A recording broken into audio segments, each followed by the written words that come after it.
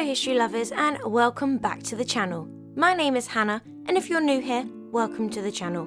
And today we are going to explore all of the Tudor princes.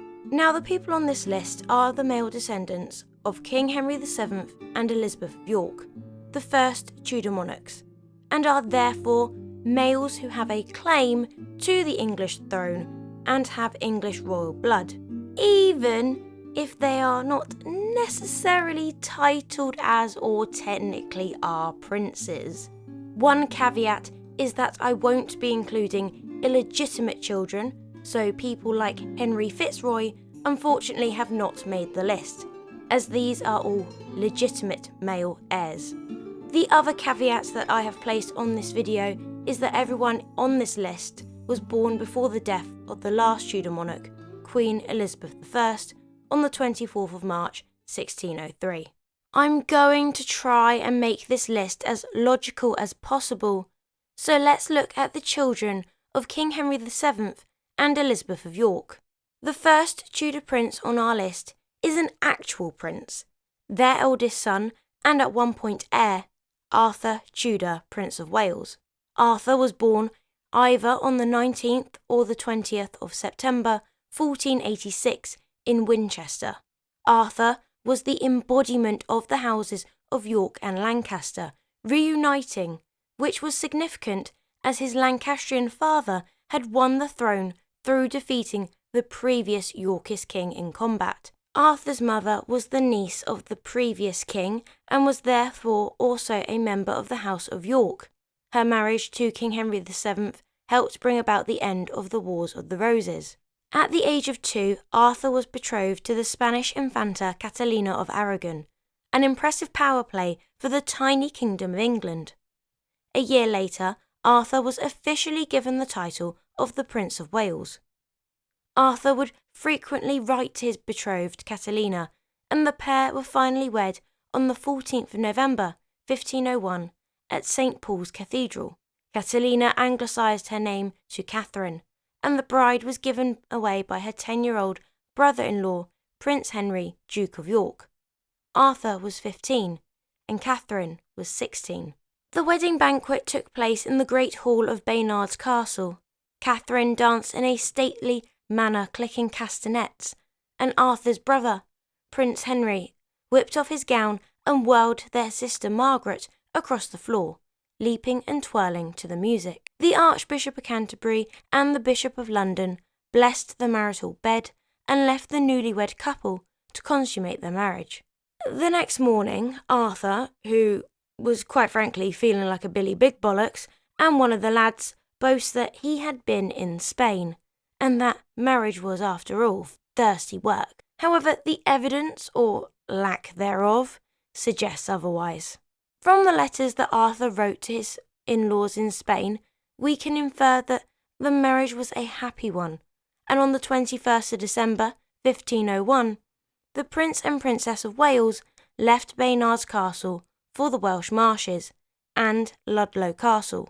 Catherine was not used to the colder climate of England and travelled by litter, wrapped in furs, while Prince Arthur rode on horseback. Arthur had not been well prior to the journey, and the cold weather and bitter winds could not have helped his health. The Prince and Princess of Wales arrived at Ludlow Castle in January 1502. In the march, both Catherine and Arthur were struck by a virus. We think it was the sweating sickness, but other illnesses have also been suggested.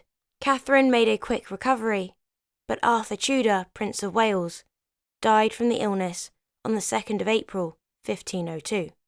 King Henry VIII. The next prince on this list is Prince Henry, Duke of York, better known as King Henry VIII. Prince Henry was born on the 28th of June 1491 and was the second surviving son to parents King Henry VII and Queen Elizabeth of York. Prince Henry would succeed where his brother Arthur failed in assuming the throne of England upon their father's death, and not only did Henry take his brother's throne, he also took his widow too. This is awkward. Remember guys, sharing is caring. Henry and Catherine wed on the 11th of June 1509 at Greenwich. the marriage seemed fairly happy, and Catherine had multiple pregnancies. But unfortunately, only 2 would survive, a prince named after his father and a daughter named Mary. Unfortunately for the royal couple, their son Henry died after a few weeks. With no male heir, a new woman was now on the scene, and Catherine was too old to bear children. So Henry was looking for an annulment. The only problem was, when Henry asked the Pope for an annulment, he said, Computer says nah. Henry was trying to argue that his marriage to Catherine was invalid because she had consummated her marriage to his brother Arthur, which made his marriage to Catherine invalid. However, Catherine argued that she remained untouched as her and Arthur had only spent 6 nights together. Henry had already moved on and was courting a new woman named Anne Boleyn, who he intended to make queen. To do this, Henry separated England from the Catholic Church and created the Church of England. Henry installed himself as the head of the Church of England, which meant he now no longer relied on the Pope to grant him an annulment. Henry VIII wed his new woman Anne Boleyn at Whitehall Palace on the 25th of January 1533, while he was still technically married to Catherine. As Catherine and Henry's marriage wasn't annulled until the 23rd of May 1533. Henry and Anne welcomed their first and only child on the 7th of September 1533, a daughter named Elizabeth, after their mothers. Anne did get pregnant multiple times after the birth of Elizabeth. However, none of these pregnancies came to term. Anne was known to have a bit of a temper and was slowly wearing on her husband, the king. And after 3 years of marriage, 9 years together in total, Anne had promised the king a male heir, and she had failed to deliver. Just like her predecessor Catherine, Anne has got to go. Anne Boleyn was arrested and eventually beheaded on the 19th of May 1536. Henry became engaged to a new woman, Jane Seymour, on the 20th of May 1536. They married 10 days later on the 30th. Jane, although Henry's 3rd wife, would be the only one of his 6 wives to provide him with a surviving male heir. Prince Edward was born a year later, on the 12th of October at Hampton Court Palace. Henry was overjoyed. Unfortunately, his wife and Queen Jane would not be so lucky, as she suffered from childbirth complications and would pass away on the 24th of October 1537. Henry was deeply affected by the death of Jane, but he recognised the need to remarry for political reasons, and to try for a spare. So he married German Princess Anne of Cleves on the 6th of January 1540 at Greenwich Palace. Anne is remembered by history as the ugly wife, but this is not necessarily the case. However, this marriage was the briefest of Henry's 6 marriages, as 6 months later, on the 12th of July 1540, their marriage was annulled. Henry wasn't particularly invested in this match anyway, and despite being his 4th marriage, this was really the first political match, and the first one where he hadn't met his wife prior to the wedding. Wait a tick. That means I'm single again! Oh, behave! Yeah! However, Henry wasn't single for long, as he wed for the 5th time on the 28th of July 1540 to Catherine Howard. Catherine Howard's marriage to Henry VIII was short-lived and ended in tragedy. Despite initial appearances of a happy union, Catherine's past caught up with her. It was later revealed that she had engaged in relationships before her marriage, and rumours circulated about her alleged affairs. In 1541, just a year after their marriage, Catherine Howard's infidelities were exposed. Accused of adultery, she faced charges related to her relationships with other men, including Thomas Culpeper.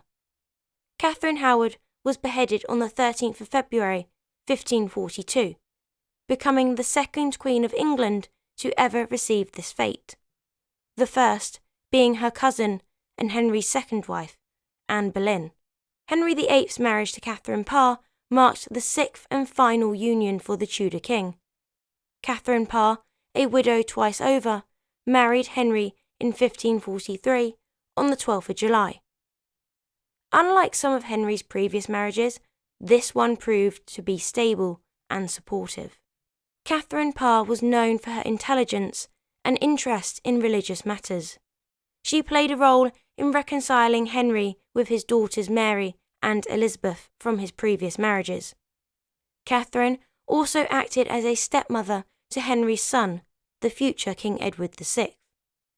Henry even made Catherine regent in 1544 when he went away to France. The only other wife who got this honour was his first wife, Catherine of Aragon. On the 28th of January 1547, King Henry VIII died at the age of 55 at Whitehall Palace. Henry is buried next to Jane Seymour in St George's Chapel at Windsor Castle. Prince Henry, Duke of Cornwall. Henry, Duke of Cornwall, was the firstborn son of King Henry VIII and Queen Catherine of Aragon, and was born on the 1st of January 1511. His birth was a welcomed one, and the celebrations lasted for well over a month. The baby boy was christened on the 5th of January at Richmond Palace. His godparents were the Archbishop of Canterbury, the Earl of Surrey, and the Countess of Devon. Henry could not have shown Catherine any more praise or admiration for finally delivering a healthy baby boy. Unfortunately, this was not to last, as the precious prince died on the 22nd of February 1511. He was just 7 weeks old. Catherine was beside herself with grief, as any mother would be, and Henry supported her, but there is no evidence that he openly grieved. However, he spent a lavish sum on the funeral.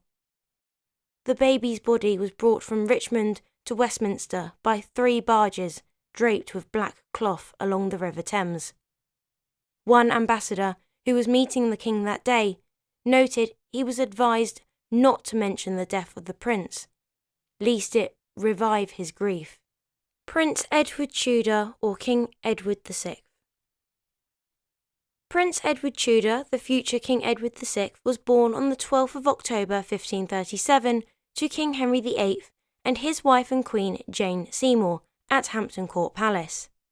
His birth was a welcomed one, as Henry had tried for the best part of 28 years for a legitimate male heir. Breathtaking. I shall call him Mini-Me. Unfortunately, Edward's mother Jane died shortly after giving birth, and he would receive 3 stepmothers, Anne of Cleves, Catherine Howard, and Catherine Parr, before the age of 9. On the 28th of January 1547, Edward's father, King Henry VIII, would die, and young Prince Edward would ascend the throne at the age of 9. Due to his young age, a regency council was created to govern on his behalf until he came of age. His maternal uncle, Edward Seymour, Duke of Somerset, served as Lord Protector, much to the annoyance of his stepmother, Catherine Parr, who had hoped to be on the Regency Council.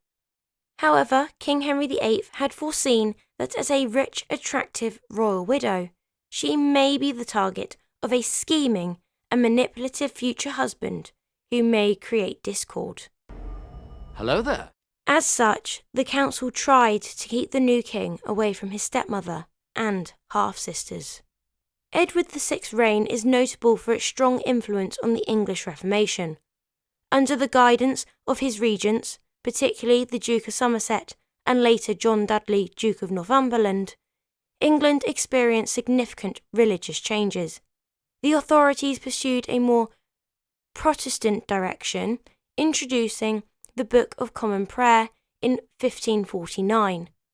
Monasteries were dissolved, and the English Church distanced itself further from the Catholic traditions.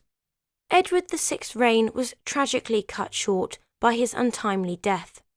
In 1553, at the age of 15, he fell seriously ill. The king, aware of his impending death, sought to secure the Protestant succession.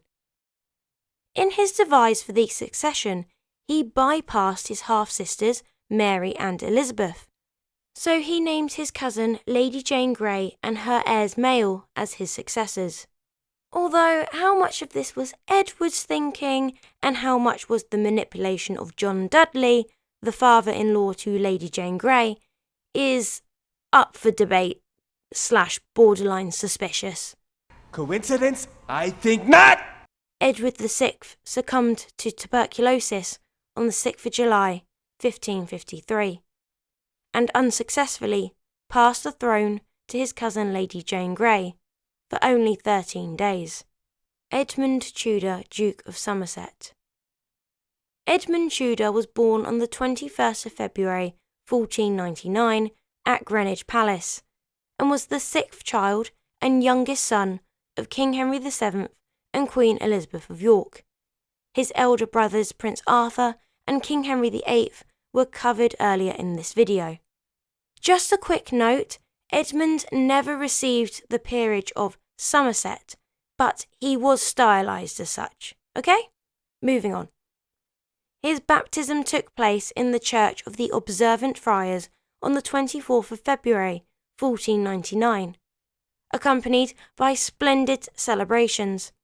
Edmund received his name in honour of his paternal grandfather, Edmund Tudor, 1st Earl of Richmond, who was the father of King Henry VII. Edmund's godparents were his paternal grandmother, Lady Margaret Beaufort, along with Edward Stafford, the 3rd Duke of Buckingham, and Richard Fox. Lady Margaret Beaufort displayed her generosity by presenting the infant with a gift of £100 and extending rewards to the midwife and nurses. During his early years, Edmund resided in the royal nursery of Eltham Palace, alongside his elder sisters, Margaret and Mary, as well as his brother, the Duke of York, who would later become King Henry VIII. Notably, his eldest sibling Arthur had a separate household and did not share the nursery with his younger siblings. In September 1499, when Edmund was 7 months old, he was part of a significant visit to the royal nursery at Eltham Palace. Accompanied by his elder siblings, Margaret, Mary and Henry, the nursery received esteemed guests in the form of Erasmus and Thomas More. During this visit, the infant Edmund was cradled in the arms of his nurse, adding a touching moment to the occasion. Unfortunately, Edmund Tudor died on the 19th of June 1500 at Hatfield. He was 15 months old. Edmund was given a state funeral, and the records show that King Henry VII paid over £242 for the funeral. That's about £161,161.59 today. On the 22nd of June 1500, Edmund was laid to rest in Westminster Abbey. His final resting place is with his sisters Elizabeth and Catherine Tudor, both of whom also died young. James V.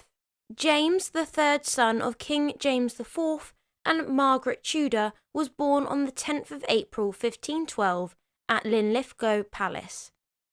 James was the only legitimate child of James IV to survive infancy. He inherited the title Duke of Rothesay. His brothers James, Duke of Rothesay, and Arthur Stuart, Duke of Rothesay, and Alexander Stuart nearly made the list. And then I changed my mind because they all died young and there's not really much on them. Ascending to the throne at just 17 months old, after his father's death at the Battle of Flodden in September 1513, James was crowned at Stirling Castle in September. With his mother, Margaret Tudor, initially accepted as regent per James IV's will, the nobility supported her as long as she remained a widow. Big blown sack of drama say what? However, her decision to marry Archibald Douglas, the Earl of Angus in August 1514, faced opposition from the nobility who feared Douglas's influence. The opposition eventually led to Margaret's removal as regent by the Privy Council. You serious? Appointing James's second cousin, John, Duke of Albany, as her replacement. Albany had been born and raised in France, so he was very pro-French with his politics, unlike Margaret, the king's mother, who was very pro-English, as she was an English princess and her brother was the King of England. In 1515, Albany eventually arrived in Scotland. Despite his courteous treatment of Queen Margaret, he insisted that she surrender the care of James and his younger brother to the nobles. With some reluctance, Margaret complied. However, not long after, seemingly concerned for her safety, she discreetly departed Linlithgow for England. Her stay in England extended until the spring of 1517. In 1517, Queen Margaret made her return and Albany departed to go back to his home in France. In the later part of 1521, Albany returned to Scotland and this time garnered the support of Queen Margaret. She had become estranged from her husband, the Earl of Angus, upon discovering he was maintaining a mistress using her money. The cheek, the nerve, the gall, the audacity and the gumption. By 1524, Albany once again left for France. Serving as James's envoy and ambassador, he notably represented the king at the papal court in Rome. At the age of 12, James had been declared of age, which is rather odd because normally it's a bit higher than that, and he supposedly rendered a governor unnecessary. The Lords, pledging allegiance to him at Edinburgh Castle in May 1524, acknowledged this status. However, an agreement was reached that he would still be under the guardianship of a Council of Lords. He would reside with each group for 3 months, rotating among them. Upon the completion of the Earl of Angus's term, he refused to relinquish control of the king. For the next 4 years, James found himself under Angus's control. The king harboured an enduring resentment towards Angus and the Douglases for the humiliation he endured during this period. The repercussions of James's anger were evident in widespread property confiscations and the shocking act of burning Angus's sister Janet, Lady Glamis. Finally, in 1528, James successfully liberated himself from Angus's grasp, taking governance into his own hands at the tender age of 16. As king, his objectives included reinforcing royal authority, stabilising his finances, establishing law and order in the borders, highlands, and islands, and securing a prominent position for his kingdom on the European stage. Despite encountering resistance from lords opposed to centralised authority and lacking the personal charm of his father, James IV, or his daughter, Mary Queen of Scots, James persevered in achieving many of his goals. In 1529 and 1530, James led significant expeditions in the borders to capture and punish notorious leaders, including Johnny Armstrong, who, despite being celebrated as a folk hero, was, in reality, a criminal involved in theft, murder, and extortion. You are without doubt the worst pirate I've ever heard of. But you have heard of me. Subsequently, James shifted his focus to the west, addressing concerns about his lieutenant, the Earl of Arran.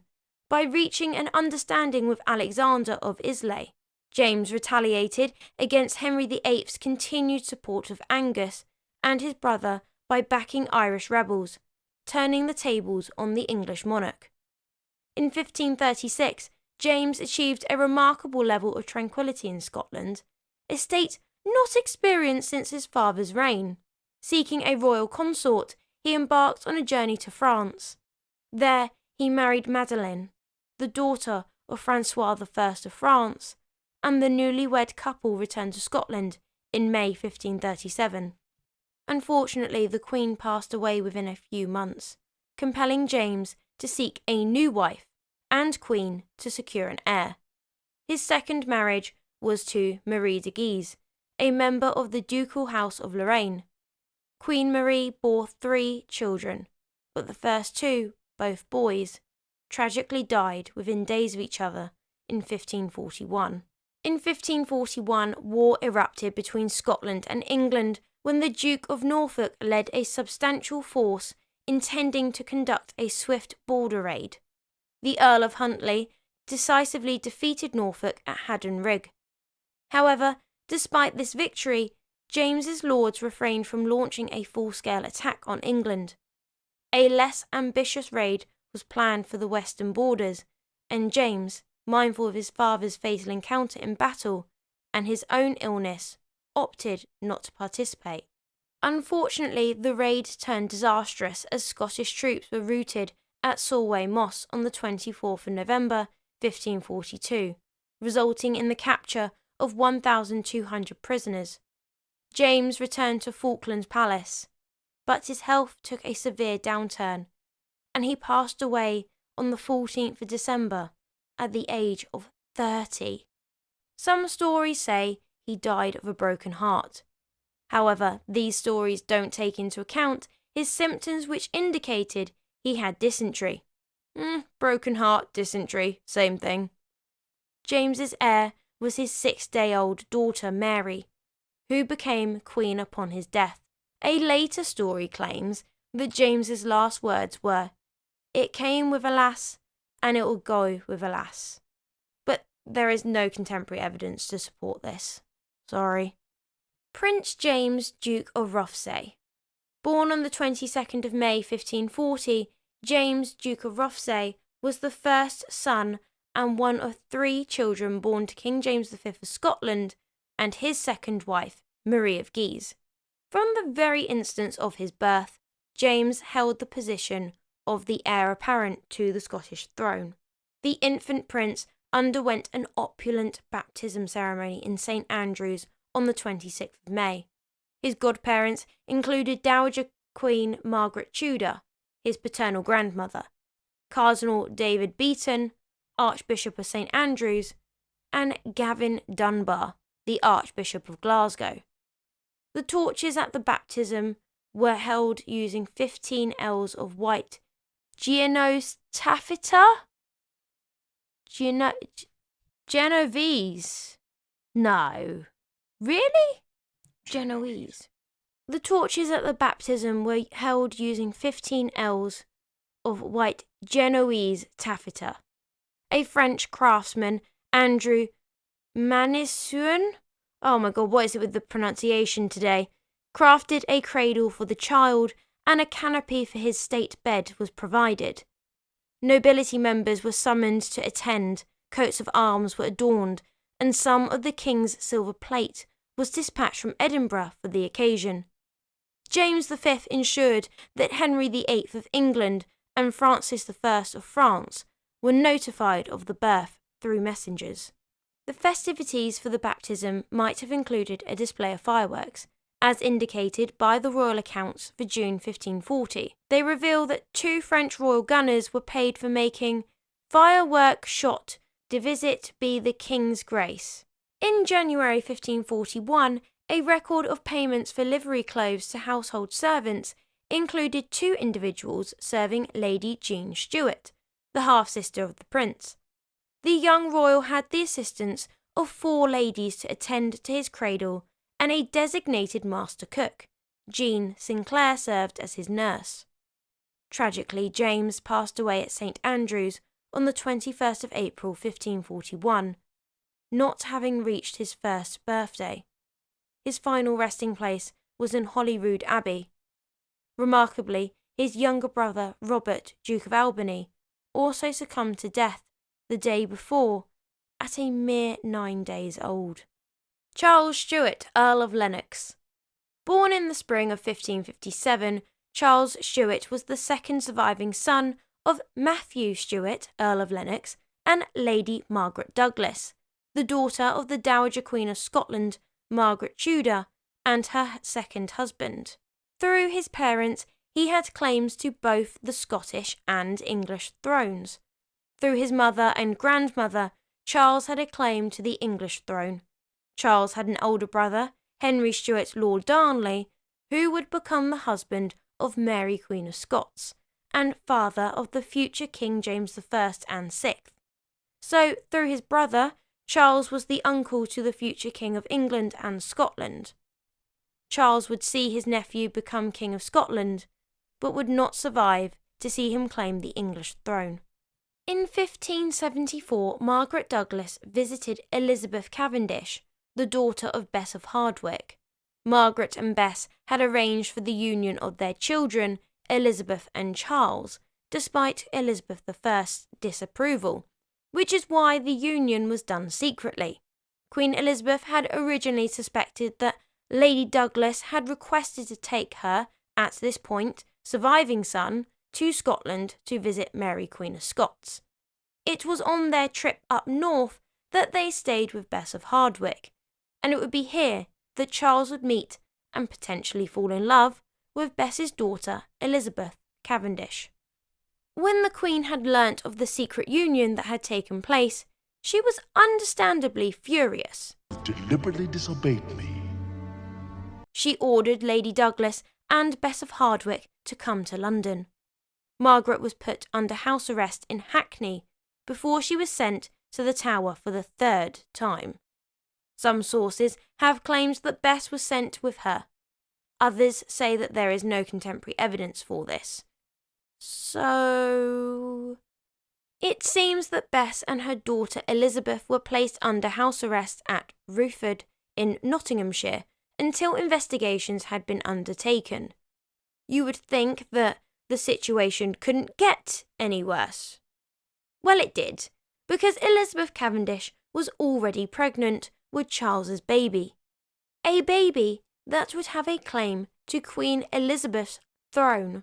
In the autumn of 1575, Margaret Douglas was released from her imprisonment, and she went to go live with her son Charles, her daughter-in-law Elizabeth, and her new granddaughter, who had been named Arabella. In April 1576, Charles Stuart, Earl of Lennox, died. His only child, Arabella, a girl, she should have inherited the title of Lennox.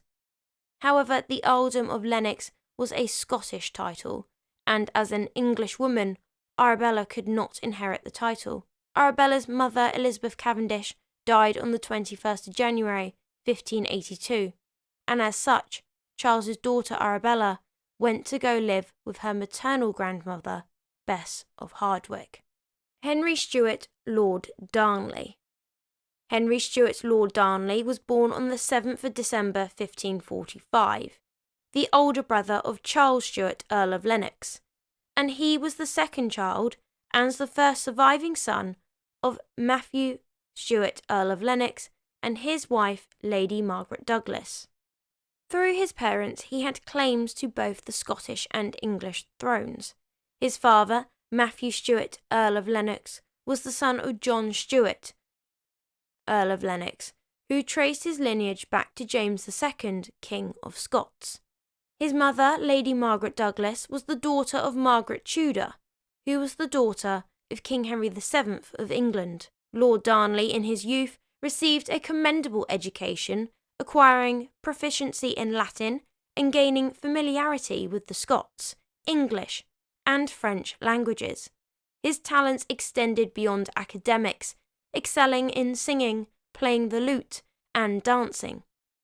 Additionally, he demonstrated physical strength and athleticism, proving himself as a skilled horseman with expertise in weaponry. Lord Darnley also harboured a passion for hunting and hawking. Darnley wrote a letter in March 1554 mentioning a drama or map he had made, the Utopia Nova, in which he wished every hair in my head for to be a worthy soldier. Darnley had been approached about the idea of marrying his cousin, Mary Queen of Scots. I think he liked the idea of being the King of Scotland. Funny that, in February 1565, he left London for a visit to Scotland, arriving in Edinburgh, and he presented himself to the Queen of Scots. James Melville reported that Mary was impressed by her handsome cousin. Her Majesty took well with him, and said that he was the lustiest and best proportioned long man that she had seen. Henry would go with Mary to Holyrood on the 24th of February, and the two were always in each other's company. Darnley caught measles, and Mary nursed him back to health. The two grew close, and they wed on the 29th of July, 1568. Upon learning the news, the infuriated Queen Elizabeth I of England, who had explicitly prohibited their marriage, imprisoned Darnley's mother, Lady Margaret, in the Tower of London. Mary's union with Henry VIII turned out to be disastrous. Darnley, characterised by arrogance, disillusionness and self-interest, and a penchant for alcohol, quickly proved to be a regrettable choice for Mary. Mary eventually viewed her imprudent husband as a source of embarrassment, often preferring the company of her favoured Italian musician, David Rizzio. Whispers circulated throughout the Scottish court, alleging an illicit relationship between Rizzio and the Queen. Fuelled by jealousy, Darnley, accompanied by Lord Ruthven and other Scottish lords in armour, stormed into the Queen's chambers. In a brutal attack, Rizzio was mercilessly stabbed while desperately clinging to the Queen's skirts for protection. This incident occurred while Mary was heavily pregnant. Unforgiving of her husband's outrageous act, Mary developed an intense loathing towards him. In June 1566, within the confines of Edinburgh Castle, a son emerged from this tumultuous union, bestowed with the names James Charles, destined to become King James I and VI. Darnley, displaying a cold demeanour, cynically questioned the legitimacy of his own son, intensifying the Queen's bitterness towards her spouse. Despite being rumoured to secretly feel disheartened by the birth, Elizabeth I played the role of godmother by proxy during the Scottish prince's baptism. During the night of the 10th of February 1566, Darnley was recovering from syphilis at a residence near Edinburgh known as Kirkhofield. This is where he would meet his tragic end. The dwelling was rocked by a powerful explosion caused by gunpowder, resulting in the demise of Darnley and a servant, whose lifeless bodies were discovered on the premises. Go!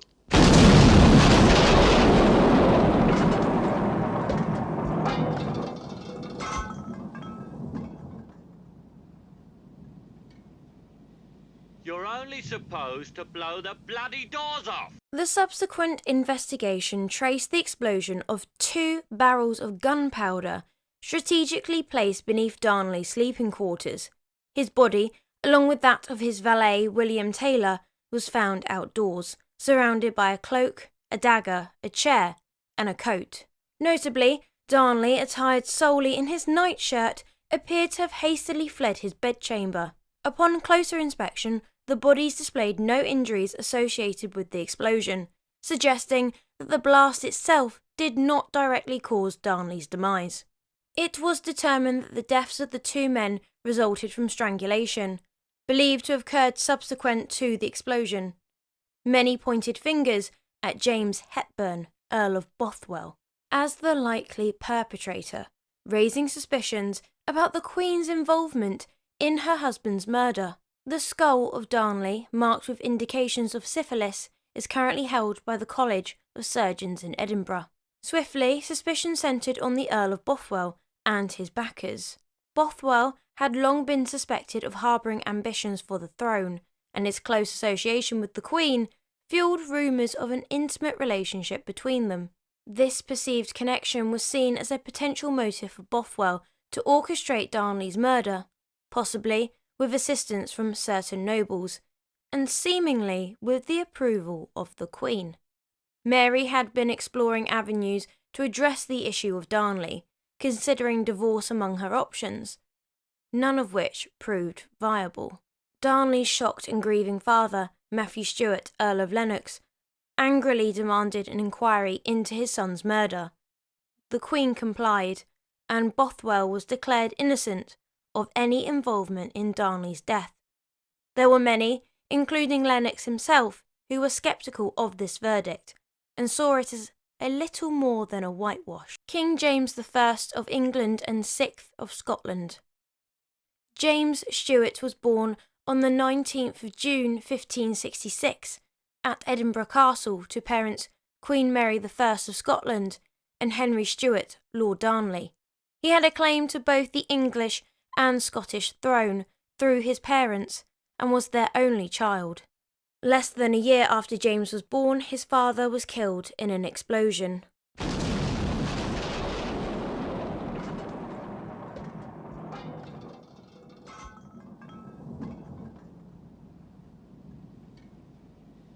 You're only supposed to blow the bloody doors off.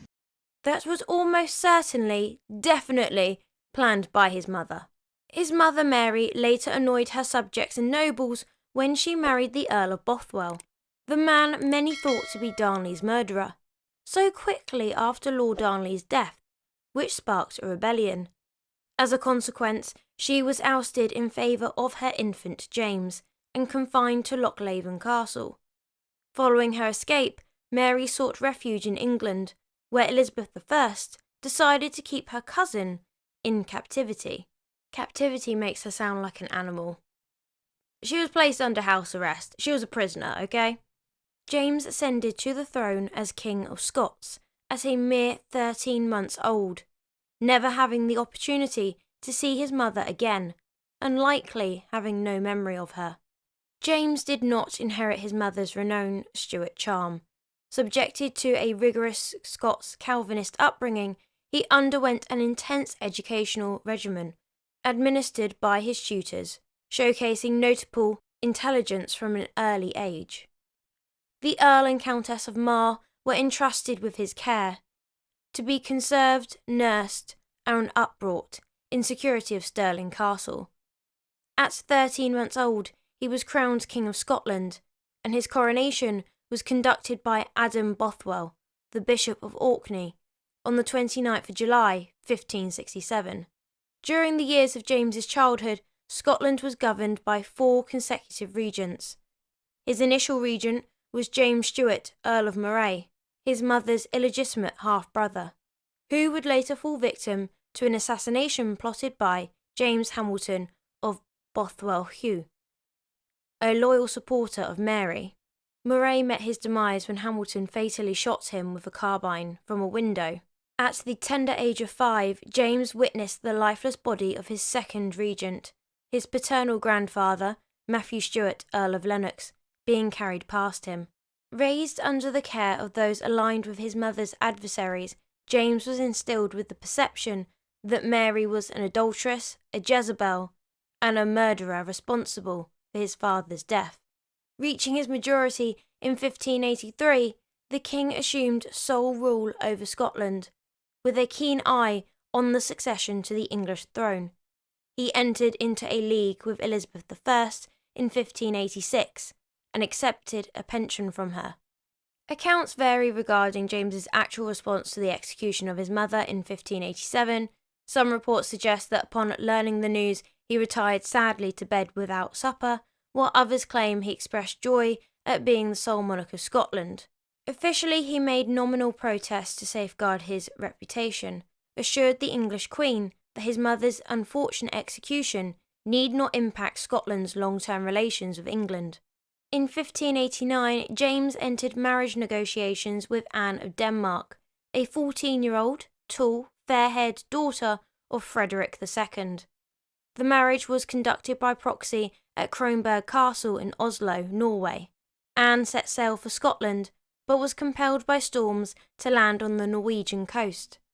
Upon learning of the abandoned crossing, James, accompanied by a substantial entourage, sailed from Leith to personally escort Anne to Scotland. They were formally wed at the Bishop's Palace in Oslo on the 23rd of November. After sojourns at Elsinore and Copenhagen and a meeting with his new in-laws, James returned to Scotland with his bride on the 1st of May, 1590. Initially infatuated, James treated Anne with patience and affection during the early years of their marriage.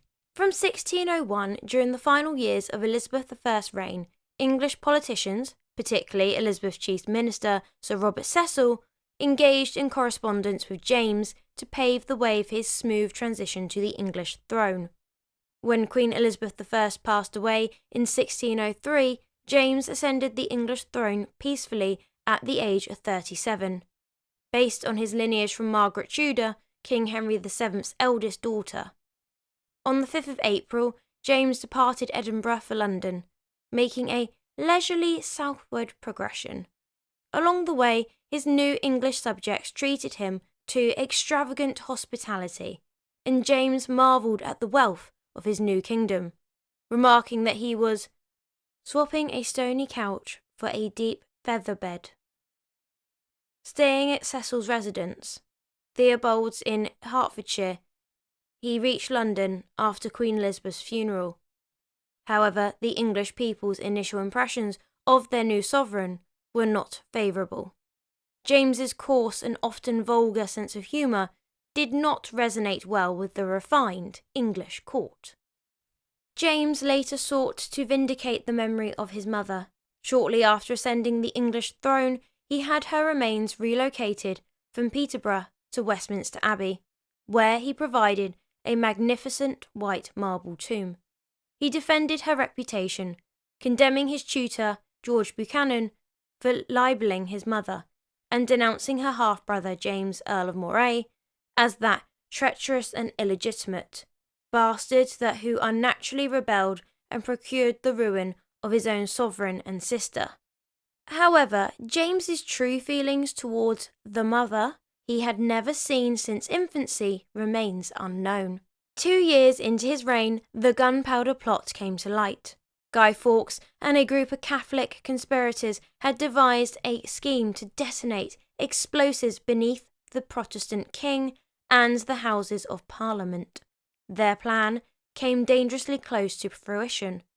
However, Fawkes was apprehended in a cellar beneath the Houses of Parliament, armed with touch paper and matches, and his stockpile of gunpowder was exposed.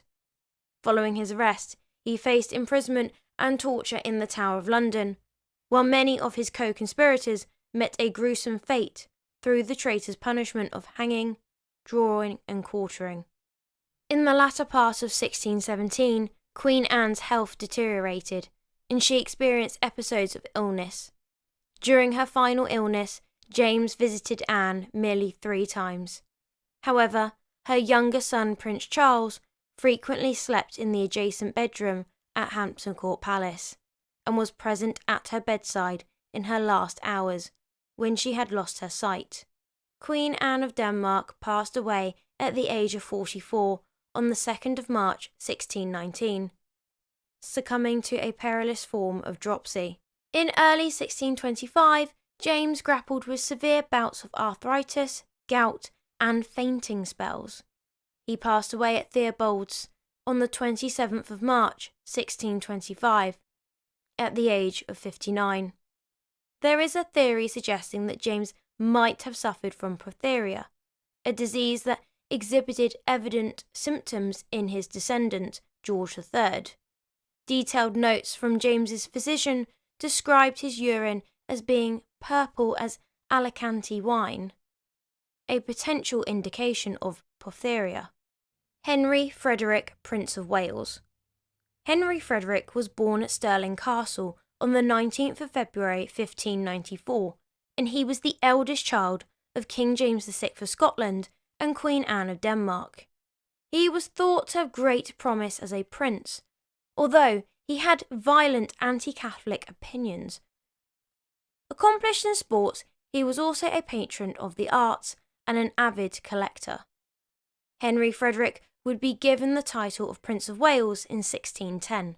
The young prince was popular with his English subjects, unlike his father, who was initially well received, and Henry's popularity would overshadow his father's. However, father and son's relationship was not always the greatest, and would often come under strain, with James often criticising his son when hunting.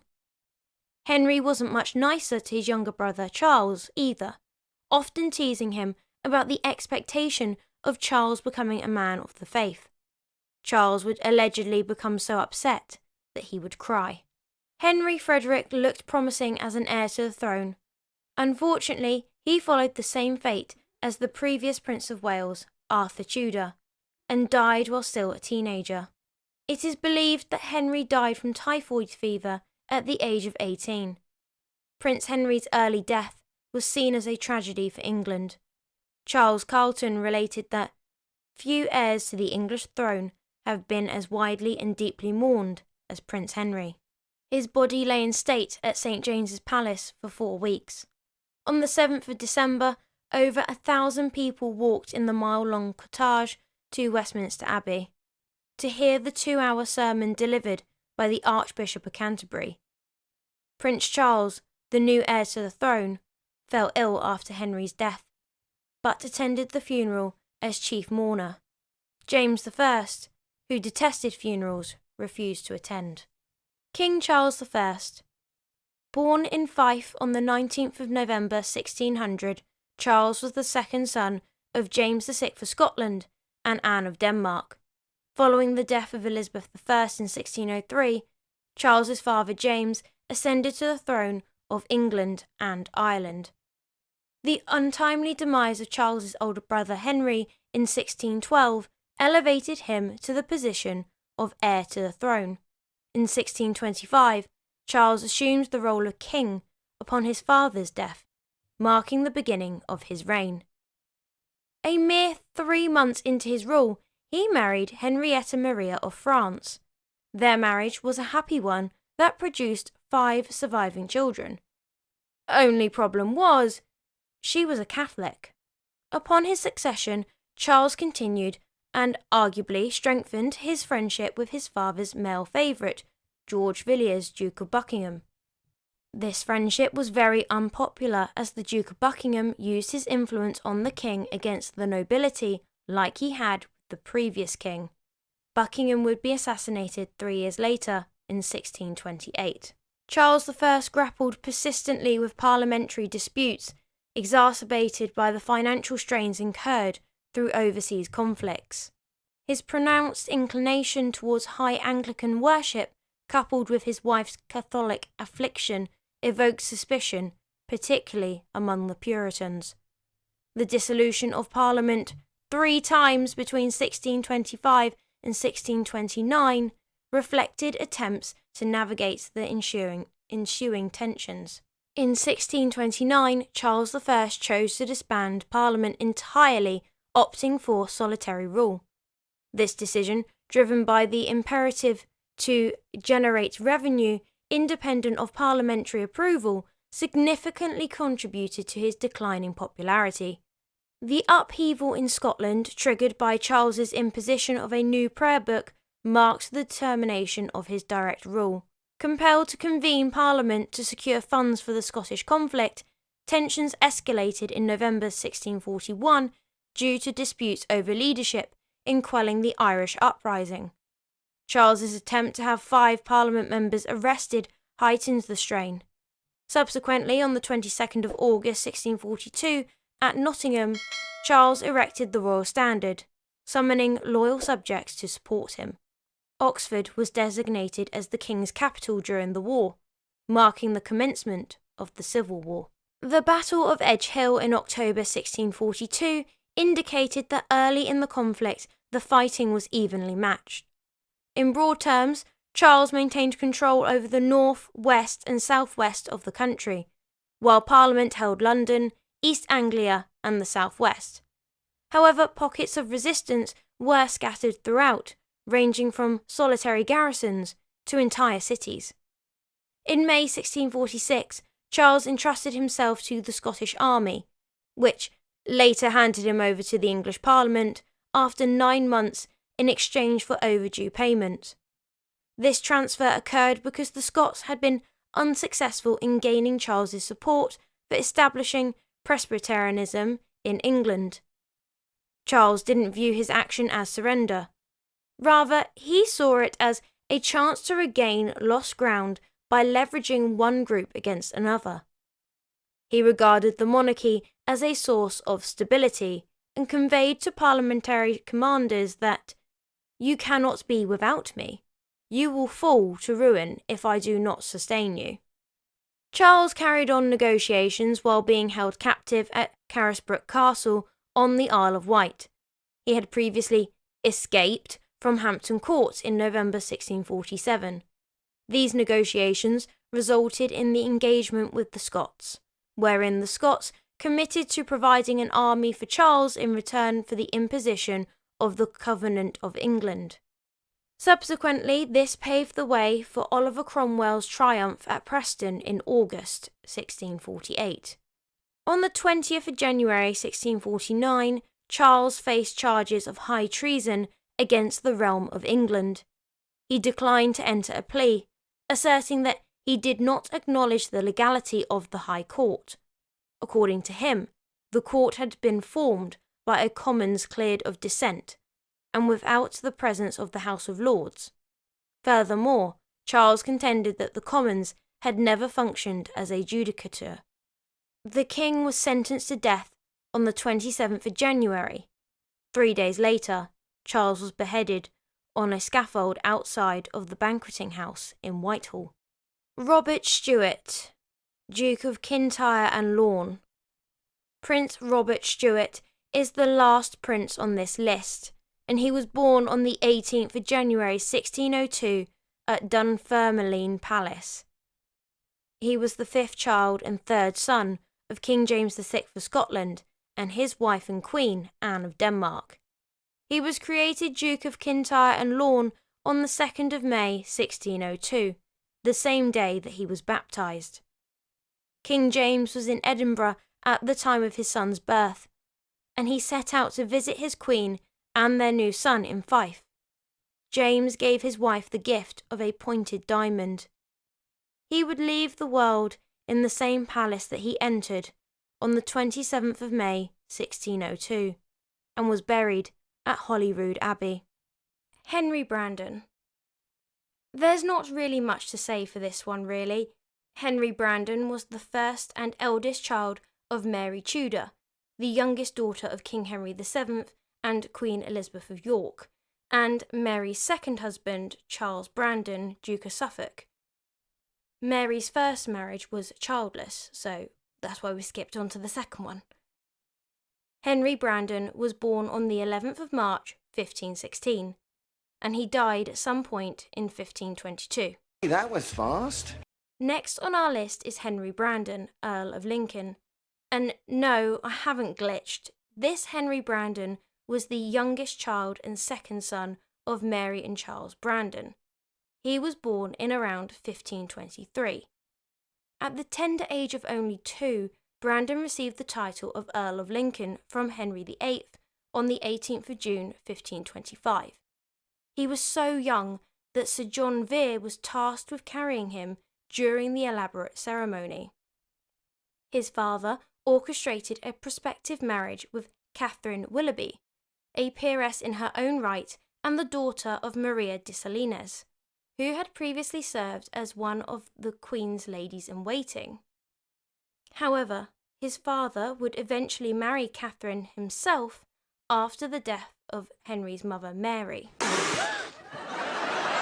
You what?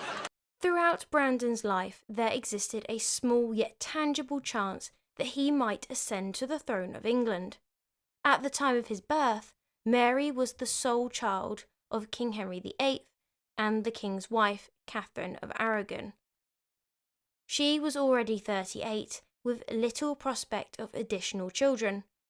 Following the king's children in the line of succession was the king's sister, Margaret Tudor, and her offspring, but their position became uncertain when Henry later excluded them by the Second Succession Act of 1536 and through his will. Subsequently, the Duchess of Suffolk and her son Henry Brandon were next in line. Henry Brandon, being the only male English candidate in the succession during his lifetime, he passed away before the birth of Henry's son Edward, held a unique position. Also, this portrait of Henry Brandon is sometimes thought to have been Edward. With Brandon's mother predeceasing him and then his own death a year later, royal aspirations stirred in his sister Frances, as she was now next in line after the king's children. A boy of her own would definitely solidify her claim. Following the Duchess of Suffolk's death, the Duke eventually married Catherine Willoughby himself. Henry Brandon, Earl of Lincoln, had been betrothed to Catherine Willoughby. However, he had frail health and never made his wedding day. The young Earl of Lincoln died on the 1st of March 1534 in Suffolk at the age of 10 or 11. His niece, Lady Jane Grey, his sister Frances's eldest daughter, eventually and briefly ascended to the throne on the 6th of July 1553. Thomas Seymour. Normally, when talking about Thomas Seymour, I would be referring to Baron Sudeley, the fourth husband of Catherine Parr. However, this Thomas Seymour is actually the youngest son of Lady Catherine Grey and Edward Seymour, Earl of Hertford, who himself was the son of Edward, Duke of Somerset, and Anne Stanhope. Thomas Seymour was born in February 1563 in the Tower of London, as his mother was imprisoned here for her secret marriage to his father, Edward. While in the Tower, Catherine and Edward were secretly allowed to see each other by the guards, which is how Thomas's conception came about. It was the birth of Thomas's older brother Edward that got his parents in the Tower in the first place.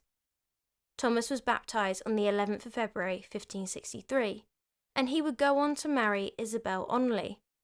The couple had no children, and Thomas would die in 1600.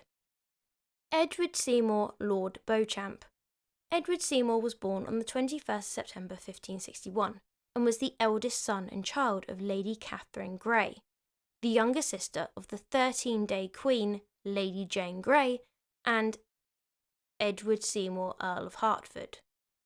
His paternal grandfather was Edward Seymour, Duke of Somerset, who was executed in 1552. As such, the family lost their titles due to the Act of Attainder. However, Edward Seymour, Lord Beauchamp's father, Edward Seymour, Earl of Hertford, had his peerage reinstated in 1559 by Queen Elizabeth I. Through his mother, Lady Catherine, Edward had a claim to the English throne. Edward, Lord Beauchamp, was born in the Tower of London, where his mother had been imprisoned for secretly marrying his father against Queen Elizabeth's wishes, and as such, Edward and his brother Thomas were regarded illegitimate, as no witness or evidence could be provided to prove the legality of their marriage. Edward married Honora Rogers in 1572. It is said that Beauchamp's father, Edward, Earl of Hertford, strongly opposed the match and blamed Honora's father for not doing enough outwardly to oppose the match. Lord Beauchamp had 6 children with his wife, 3 daughters and 3 sons. Lord Beauchamp predeceased his father, the Earl of Hertford, in 1612, so it would be his son, yet another Edward Seymour, who would take up the title of Lord Beauchamp upon his death. However, it would be his second son, William Seymour, who would become the Duke of Somerset, as his brother Edward would also die before his grandfather, the Earl of Hertford. Confused yet? Yeah, me too. You have no idea how many takes I had to do for this section. Edward Seymour, Lord Beauchamp. And no, this is not the same one, this is the different one. So I briefly talked about Lord Beauchamp in the last bit. Edward Seymour was born in 1586, and as mentioned earlier, he predeceased his father, so never got the title of Earl of Hertford or Duke of Somerset. He would go on to marry Lady Anne Sackville. However, he would die in 1618, and the couple would not go on to have any children together. William Seymour, Duke of Somerset. William was Edward's younger brother and the second son of Edward Seymour, Lord Beauchamp, and Honora Rogers. He was born in 1588. William secretly wed Arabella Stuart at Greenwich on the 22nd of June, 1610, the daughter of Charles Stuart, 1st Earl of Lennox, and Elizabeth Cavendish. Despite Arabella being 13 years his senior, King James I disapproved of the union. The marriage of two potential Tudor claimants to the throne, respectively 4th and 6th in line, was perceived as a threat to the ruling dynasty. Consequently, William was sentenced to lifelong imprisonment in the Tower of London, becoming the 4th of 5 consecutive generations of Seymours to experience confinement in that tower. In June 1611, Seymour successfully escaped from the tower, intending to rendezvous with Arabella, who had also managed to escape captivity. Their plan was to flee to the continent, but inclement weather and other circumstances prevented their reunion. Arabella was recaptured and returned to the tower. William, on the other hand, reached safely abroad in Ostend, but was never able to reconnect with Arabella, who remained in the tower until her death in 1615. He and Arabella didn't have any children. Seymour received a knighthood as a Knight of the Bath in November 1616. William then wed for a second time on the 3rd of March 1617 to Lady Frances Devereux, and with her he had about 8 children. Again, I'm not sure of the exact number. In December 1620, he was elected Member of Parliament for Marlborough in Wiltshire, but relinquished the seat shortly afterwards upon the elevation to the House of Lords. This elevation occurred after succeeding his grandfather as the Earl of Hertford in 1621. Within the House of Lords, Seymour emerged as a notable opponent to King Charles I. He lent his support to the Petition of Right in 1628 and co-signed the letter of the 12 Peers in 1640 alongside his brother-in-law Robert Devereux, 3rd Earl of Essex. Throughout the Long Parliament, Seymour gradually distanced himself from the more radical adversaries of the king. In 1641, he was granted the title of Marquess of Hertford by Charles I. During the Civil War, Hertford adopted a moderate royalist stance, aligning with figures like Sir Edward Hyde. Despite seeking a compromise settlement, he maintained unofficial negotiations throughout the war with his brother-in-law Essex, who served as the parliamentary commander. While a loyal supporter of the king, Hertford was entrusted with the guardianship of Charles I's son, the future King Charles II. He also undertook crucial military commands in royalist service, including leading troops from South Wales and achieving success in the summer of 1643 campaign in Somerset. Hertford, along with his brother Lord Seymour, was appointed as a commissioner for the king during the unsuccessful Treaty of Uxbridge negotiations in 1645. Following the conclusion of the Civil War and the king's imprisonment, Hertford emerged as the most notable nobleman to stand by the king throughout his captivity, remaining with him until his execution in 1649. He, alongside 3 other lords, the Duke of Richmond and the Earls of Lindsay and Southampton, petitions the Commons seeking permission to assume responsibility for the king's actions and willing to face death in his stead. Throughout the interregnum, Hertford purposely distanced himself from both political activities and royalist conspiracies. He held the belief that the monarchy would eventually be reinstated and that engaging in conspiracies would only hinder the restoration. Upon the monarchy's restoration in 1660, Hertford reclaimed all of his former positions, and King Charles II acknowledged his contributions to the royalist cause. In 1660, Hertford was reinstated as the Duke of Somerset, restoring the title that had been forfeited in 1552 by his great-grandfather. William died in October 1660. Francis Seymour, Baron Seymour. Born in around 1590, Francis was the youngest son of Edward Seymour, Lord Beauchamp, and Honora Rogers, making William and Edward his elder brothers. Both Francis and his brother William took part in the English Civil War, fighting on the royalist side for their king. Spoiler alert, King Charles I lost the war and lost his head. Not a great plan.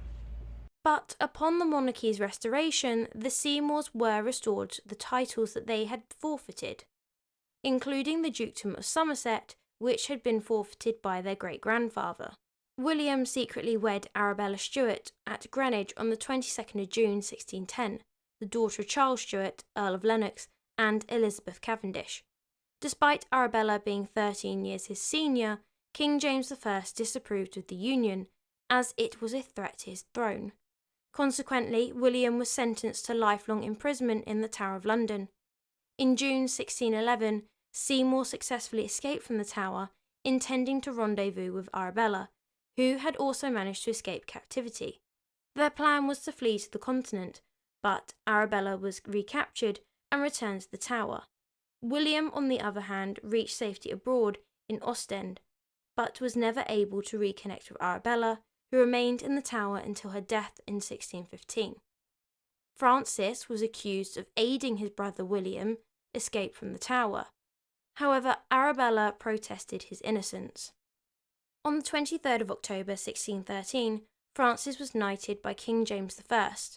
Francis began his political career in 1621 when he was elected as a Member of Parliament for Wiltshire, and he would stay in politics until 1641. Francis married twice. His first marriage was to Frances Prynne in 1620, and the couple had 3 children. However, his wife Frances died in 1626. He married for a second time in 1635 to Catherine Lee. On the 19th of February 1641, Francis was created Baron Seymour of Trowbridge, a year after his elder brother William had been created Marquess of Hertford. Francis Seymour died in 1664 at approximately 74 years old and was laid to rest in the chancel of Bedwyn Magna Church. This parish church held significance as the Seymours' ancestral seat of Wolfhall, owned by his brother. Thank you for listening to this part of the series. Join me next time as I will explore the male princes who descend from King Henry VII's youngest daughter, Mary Tudor, Queen of France. More specifically, through Mary's youngest daughter, Eleanor. If you enjoyed this video, make sure to give it a thumbs up and subscribe if you haven't already. And make sure that notification bell is on so you never miss a video. And if you really enjoyed this video, then why not give it a super thanks? But anyway guys, until the next one, have a wonderful day.